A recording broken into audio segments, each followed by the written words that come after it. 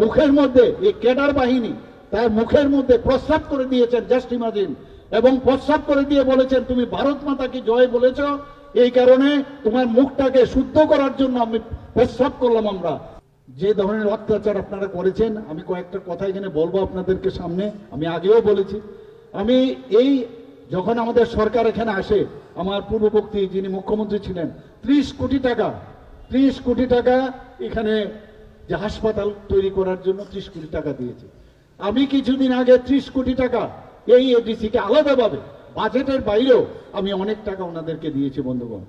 বন্ধুগণ, সিপিএম এর বিষয়ে যদি আমি আলাপ করি, এখানে তো আমার পূর্বতন বক্তা এখানে বলেছে সবকিছুই।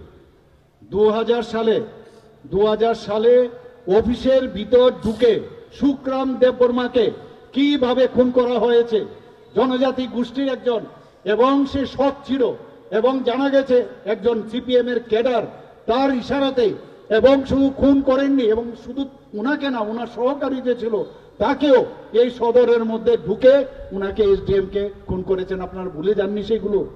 মেরে হেঁটে হেঁটে আরামসে যাচ্ছে, কোনো সমস্যা নেই, সব আগের থেকে তৈরি আছে। এগুলো তো আমাদের মনে, আমরাও কিন্তু ভুলে যাই, আমরা এগুলো কিন্তু মনে রাখা প্রয়োজন।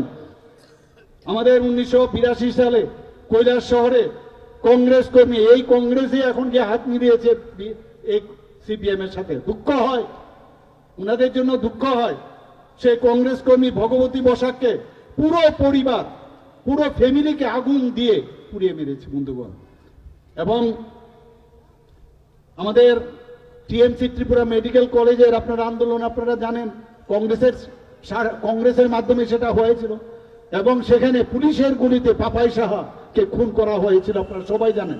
এখনো মাঝে মাঝে ফটোগুলো যদি দেখেন, কি নির্মমভাবে যারা আন্দোলনে ছিল তাদেরকে কিভাবে পিটিয়েছে, মেরেছে তৎকালীন সময়ের পুলিশ, আপনারা সবাই জানেন বন্ধুগণ। আপনারা এটাও জানেন যে আমাদের যে অলোক দেব, উনি কি করেছেন, ভারত মাতা কি জয় এই কথা বলেছেন ছাত্র যুব মোর্চার নেতা অলোক দেব, এবং সে যেহেতু ভারত মাতা জয় এই কথাটা বলেছেন, মুখের মধ্যে এই ক্যাডার বাহিনী তার মুখের মধ্যে প্রস্রাব করে দিয়েছেন, জাস্ট ইমাজিন, এবং প্রস্রাব করে দিয়ে বলেছেন তুমি ভারত মাতাকে জয় বলেছ, এই কারণে তোমার মুখটাকে শুদ্ধ করার জন্য আমি প্রস্রাব করলাম আমরা। আপনারা চিন্তা করুন এই অবস্থা উনাচ্ছেন। আজকে আপনারা যদি পুষ্প কাপালির কাহিনী যদি আপনারা শুনেন, গায়ে কাটা দেবে। 7 মাসের অন্তঃসত্ত্বা পুষ্প কাপালি, তাকে পার্টি অফিসে ডেকে নিয়ে তার পেটে বারবার লাথি মেরেছে, আর আজকে ওরা গণতন্ত্রের কথা বলে। এবং সেখানে কারণ কি, সে বিজেপির টিকেটে নির্বাচনে লড়েছিল, সেই কারণে তার সেখানেই গর্ভপাত হয়। এবং তাকে কতটুকু মানে অত্যাচার করলে, এই যে নৃশংসভাবে তাকে যেভাবে তারা অত্যাচার করেছে সবাই জানে। 62 বছর বয়স্কা বিজেপি প্রার্থী, আমি নামটা নাই বললাম, নামগুলো আমি অন্য নাম নেব না আমি, শ্যাম ভট্টাচার্য, তার বাড়ির ভিতর ঢুকে সিপিএম আশ্রিত গুন্ডা বাহিনী, এই বিজেপি যে সমর্থক, তাকে দর্শন করে তার লালসা মেটায় এই কমিউনিস্ট দর্শকরা, এবং তাকে দর্শন করে তাকে মেরেও ফেলেছে।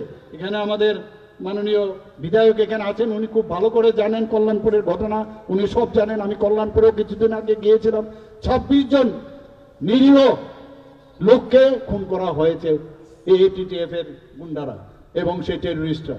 আমাদের এখানে চানমোহন ত্রিপুরা, আমাদের ভবন আপনারা প্রথম শহীদ ভারতীয় জনতা পার্টির চানমোহন ত্রিপুরা, জনজাতি অধ্যুষিত এলাকার চানমোহন ত্রিপুরাকে, তার কি দোষ, সেই গন্ডাছড়া মহকুমায় উনি জনজাতি মোর্চা মন্ডল সভাপতি ছিলেন এবং দলপতি গ্রামের ভিলেজ কমিটি নির্বাচিত সদস্য।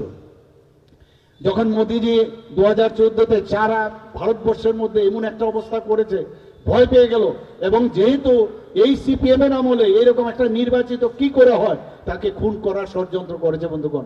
ওই এলাকার যিনি এমএলএ ছিলেন তার নির্দেশে সেই খুন করা হয়েছে। কি বলেছেন, তাকে ডেকে নিয়ে ওকে কিছু লোক গেল, গিয়ে বললো যে তোমাকে ওই বিধায়ক বলছে যাওয়ার জন্য। এরপর আর তার কিন্তু শরীর আর সুস্থ শরীরে সে ফিরে আসেননি।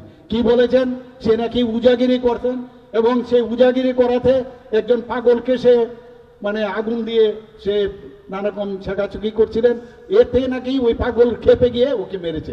কিভাবে প্ল্যানিং করে বন্ধুগণ, আপনারা ভাবুন, এগুলো নিয়ে কথা বলা প্রয়োজন, ভুললে চলবে না। দাঙ্গা কিভাবে ওনাদের সময় 80 দাঙ্গা করেছে, 3000-এর মতো লোক মারা গেছে, জাতি জনজাতি। তো এদের সময় এইখানে এটিটিএফ, এনএলএফটি এবং এই ধরনের টেররিস্টরা এখানে জন্মগ্রহণ করেছে। নিপেন বাবু কি বলেছেন, যে আমি যদি জনজাতি হতাম তাহলে আমি উগ্রপন্থী হতাম। আপনাদের মনে আছে? আর কি অবস্থাটা ছিল নর্থ ইস্টার্ন জোনে, ত্রিপুরাতে কি অবস্থাটা ছিল। আর মাননীয় প্রধানমন্ত্রীজি এবং আমাদের গৃহমন্ত্রীজি এবং আমাদের ত্রিপুরা সরকার মিলে ওরা যে সৃষ্টি করেছে, সেই সৃষ্টিগুলোকে আমরা তাদের মানে মূল স্রোতে আমরা ওনাদেরকে ফিরিয়ে এনেছি। প্রায় 11টা থেকে 12টা এখানে নর্থ ইস্টার্ন জোনে অ্যাকর্ড হয়েছে। আজকে পুরো নর্থ ইস্টার্ন জোনে শান্তি প্রতিষ্ঠিত হয়েছে, ত্রিপুরাতেও শান্তি প্রতিষ্ঠিত হয়েছে। আপনারা শান্তি চান কি চান না? শান্তি চান কি শান্তি চান না?